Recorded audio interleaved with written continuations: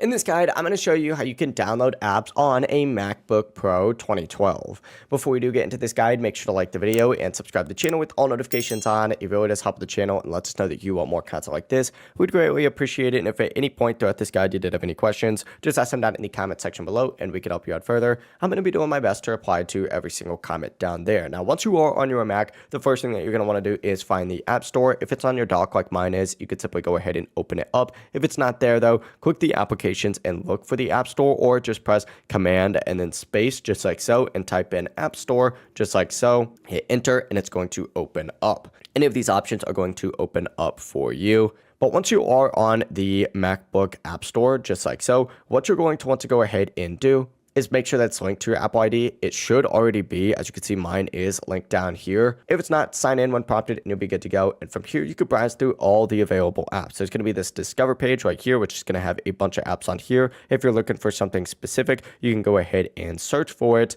And if you are new to Mac, it's definitely worth going through the Discover page specifically, just because it does show you a lot of apps that are very good for, Mac specifically. But when you find an app that you like, for example, this sidebar calendar for whatever reason, or actually let's do Mercury weather since I don't want to spend $5 right now, you can go ahead and open up that app and then you're going to see a little get option right here. Select this and then of course confirm by hitting install, and your download will start downloading automatically. Whenever it's finished, the app will be installed on your Mac and ready to use, and you can either search for it or it'll pop up down here as well. It really is as simple as that. If you guys did have any questions, just ask them down in the comment section below, but that is how you can download apps here on a MacBook Pro 2012.